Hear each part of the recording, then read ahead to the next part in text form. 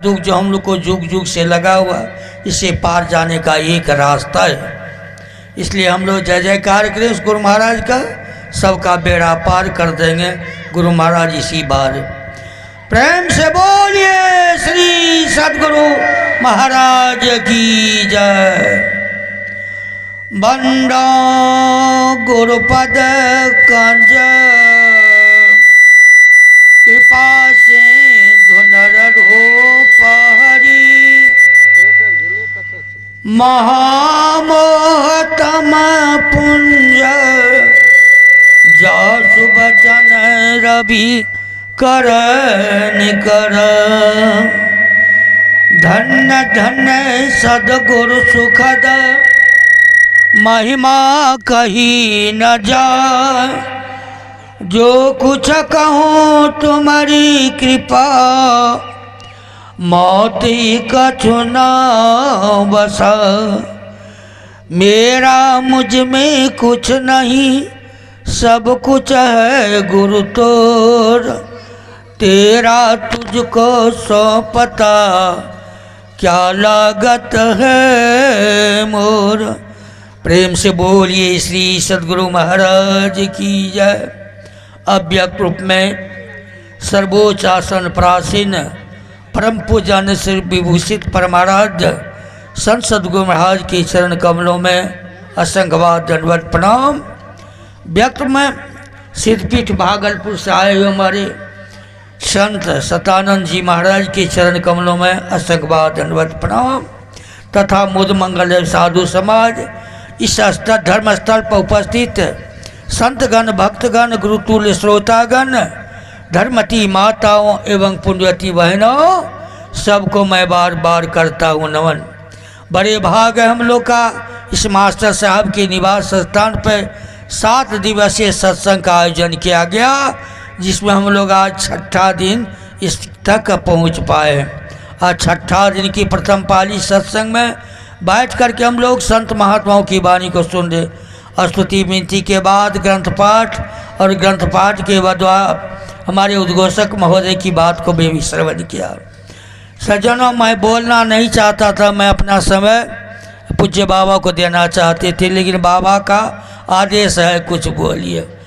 कहते हैं छठा दिन है और माता सबरी जब के यहाँ जब भगवान राम पहुँचे थे तो छठा भक्ति के बारे में बताया था। छठ दमशील विरति बहु कर्म, निरत निरंतर सज्जन धर्म। ये मन निग्रह करने की बात, ये मन को साधने के लिए, सारे इंद्रियों को समझने के लिए आज छठा दिन है। ये इंद्रियों को जब दमन करता है वही असली भजन करता है। ये मन जो है ये चंचल मन है, किसी के काबू में नहीं आता है। इसके मन को जो नियंत्रित कर लेता है वही बड़े महान होते। कबीर बाबा ने कहा, मन की तरंग को मार लो बस हो गया भजन। आदत बुरी संभाल लो बस हो गया भजन। आए हो कहाँ से जाओगे कहाँ, इस बात को जान लो बस हो गया भजन। तो ये कहाँ जानेंगे? सत्संग में।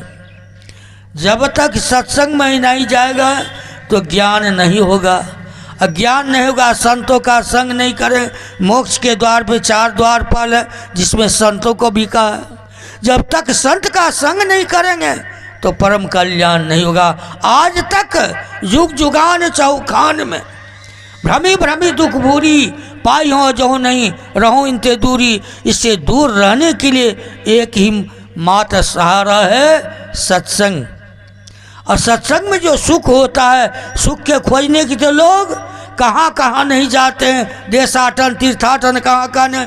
अब तो लोग सुख खोजने के लिए चंद्रमा पर जा रहा है, मंगल ग्रह पर यात्रा बन रहा है, लेकिन सुख है जहाँ वहाँ नहीं पहुँच रहा है। इसलिए संत महात्मा कहते हैं यदि सुख पाना चाहते हो तो अपने आप अंदर में जाके देखो, तुम्हारे घर में है सुख है। इसलिए गोस्वामी जी ने कहा है क्या सत्संग के बारे में, भक्ति सकल सुख खानी, बिनु सत्संग न पावही प्राणी।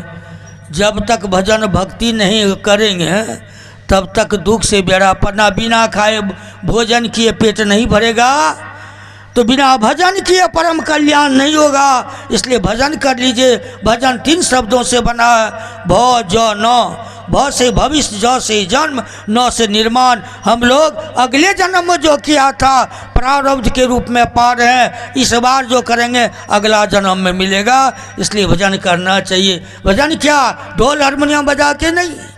हमारे संत महात्मा कहते भजन कोई कैसे मानस जप और मानस ध्यान जो बताते हमारे गुरु महाराज, उसी मानस जप और मानस ध्यान करने के बाद दृष्टि योग क्रिया करने के बाद परम पद को पा सकते हैं, सुख और दुख से पार जा सकते हैं। इसलिए मैं अपना समय पूज्य बाबा को दे रहा हूँ और पूज्य बाबा के ही सुनने के लिए मैं भी व्याकुल हूँ। इसलिए जो समय बचता है पूज्य बाबा के चरणों में अर्पित करता हूँ और पूज्य बाबा से निवेदन करता हूँ कि पूज्य बाबा आपने बहुत दिनों की इस इलाके में आए, आप इसी इलाके के हैं, इतना दूर चले गए कि किसी को पता ही नहीं चलता कब आते हैं अब कब चले जाते हैं। तो आप तो मिले हैं, तो इसलिए आप अपने ज्ञान के द्वारा हम लोग को लाभान्वित करने की कृपा करें। प्रेम से बोलिए श्री सद्गुरु महाराज।